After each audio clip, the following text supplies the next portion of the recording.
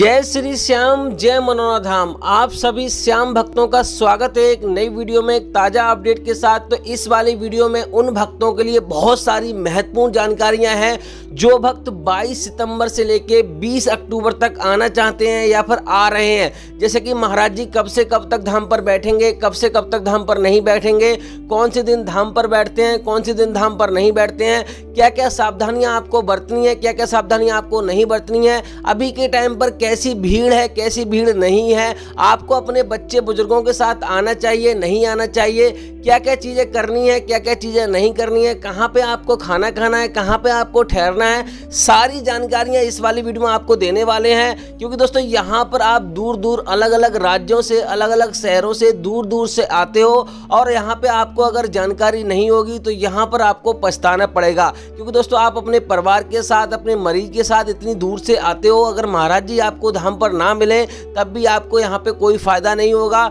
और यहाँ पे बहुत सारी जो महत्वपूर्ण जानकारियाँ हैं उनके बारे में अगर आपको जानकारी नहीं होगी तो यहाँ पर जो आप अर्जी लगाओगे, जो आप परेशानी लेकर आए हो या फिर कैसे भी आए हो यहाँ पर, तो वो आपकी स्वीकार नहीं होगी, आपको फायदा नहीं होगा।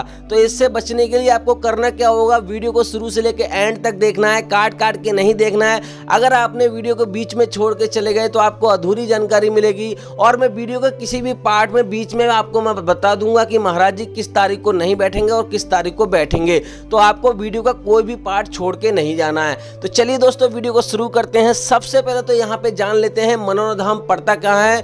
दोस्तों मनोना धाम उत्तर प्रदेश राज्य के बरेली जिला में पड़ता है और यहाँ पर एक छोटा सा गांव है मनोना धाम, वहाँ पर आपको आना है। सबसे पहले आपको बरेली आना है। बरेली बहुत बड़ी स्टेशन है। बरेली से आपको आंवला आना है। आंवला इसकी तहसील है, वहीं पर छोटी सी स्टेशन है और आंवला से ही आप पास में लगभग 3-4 किलोमीटर दूर ये गांव पड़ता है। तो आपको सबसे पहले आपको मनोना धाम पहुँच जाना है। मनोना धाम अगर आप सुबह 4 बजे या 5 बजे या 6 बजे तक आप पहुँच जाते हो तो एक फ़ायदा और हो जाता है, यहाँ पर आपके दर्शन एक ही दिन में हो जाएंगे। यानी कि मंदिर के भी दर्शन एक ही दिन में हो जाएंगे और महाराज जी की भी दर्शन एक ही दिन में हो जाएंगे। तो इससे ये फायदा होगा कि अगर आपके पास समय कम है, पैसा कम है, तो आपका यहाँ पर दोनों चीज़ें बच जाएंगी। लेकिन दोस्तों अगर आप यहाँ पर थोड़ा लेट सेट होते हो, आपकी ट्रेन बुक हो गई है या फिर बुक कर रहे हो तो आप उसी के हिसाब से ट्रेन बुक करिए जिससे कि आपको टाइम से पहुँचो। यहाँ पे सुबह 4-5 बजे आप पहुँच जाओ तो उस हिसाब से आप ट्रेन बुक कर लीजिए। जैसे कि आप बरेली से आ रहे हो तो ट्रेन से आप आ सकते हो,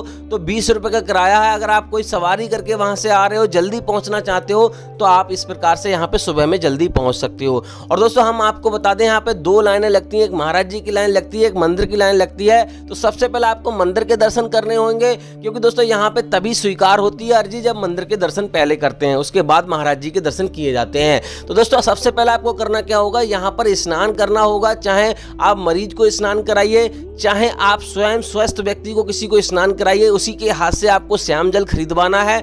20 रुपए की श्याम जल की बोतल मिलती है और 51 रुपए का प्रसाद सबसे सस्ता, यानी कि जो कम रेट का होता है वो 51 रुपए से शुरू हो जाता है। आपको ये सारी चीज़ें खरीद लेनी है। 10 रुपए का धागा भी खरीद लेना है। उसके बाद आपको मंदिर में दर्शन करने हैं, मंदिर की लाइन में लग जाना है। और यहाँ पे मंदिर में ही प्रसाद चढ़ता है। काफ़ी भाइयों को पता नहीं होता प्रसाद कहाँ चढ़ता है, तो मंदिर में ही प्रसाद चढ़ता है। वहाँ पे आपको मंदिर में प्रसाद चढ़ाने के बाद अपनी अर्जी लगाने के बाद, खाटू साहब महाराज से अपनी विनती करने के बाद कि हे प्रभु हम आपकी शरण में आए हैं, हमसे जाने अनजाने में जो भी पाप हुए हैं, जो भी हमने किए हैं उनको माफ़ करना, क्षमा करना। और हमारे ये दुख है, ये परेशानी है, या फिर हमारे मरीज को जिसको भी आप लेके जा रहे हो परेशानी है, उसको निवारण करो, दूर करो और आगे से हम गलतियां नहीं करेंगे। क्योंकि दोस्तों हर कोई अपने जीवन में जाने अनजाने में पाप कर बैठता है। जरूरी नहीं है कि उसको पता हो कि हमने ये पाप किया हो।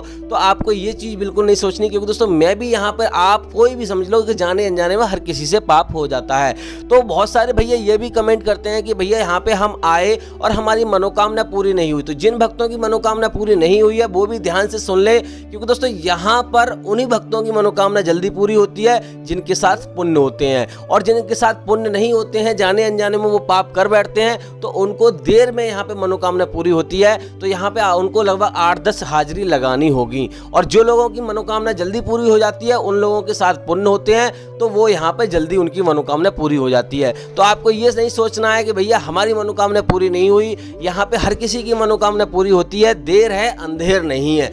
अब दोस्तों बात कर लेते हैं आपको क्या करना होगा। यहाँ पे महाराज जी की लाइन में आपको लग जाना है। मंदिर के दर्शन करने के बाद सुबह 4 बजे से महाराज जी की भी लाइन लग जाती है, मंदिर की भी लाइन लग जाती है। तो आपको यहाँ पे आप मान लो सुबह 4 बजे या 5 बजे 7 बजे तक लग जाओगे तो पहली टोली में आपका नंबर आने का नंबर रहेगा। और यहाँ पे कभी कभी तो इतनी लंबी भीड़ लग जाती है, तो अगर आप बच्चों को बुजुर्गों को लेकर आ रहे हो, किसी मरीज के साथ लेकर आ रहे हो तो ऐसा ना करें। अगर आप मंदिर के दर्शन करने आ रहे हैं तो आप ऐसे आ सकते हो, यानी कि महाराज जी के मिलने आ रहे हो, यहाँ पे घूमने आ रहे हो तो आप आ सकते हो, कोई दिक्कत वाली बात नहीं है।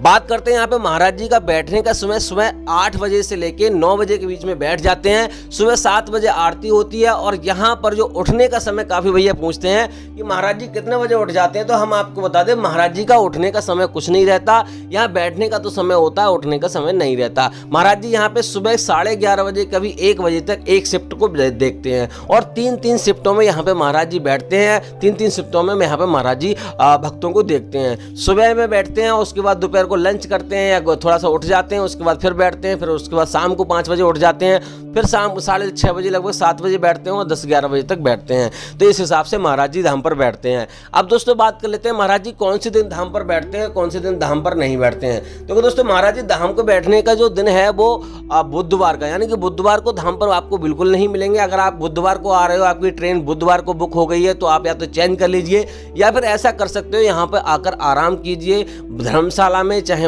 होटल में। आप अगर सक्षम हो तो आप होटल ले लीजिए। होटल जो यहाँ पर आपको मिलेगा 200 रुपये से लेके 1500 रुपये तक यहाँ पे होटल मिल जाएगा।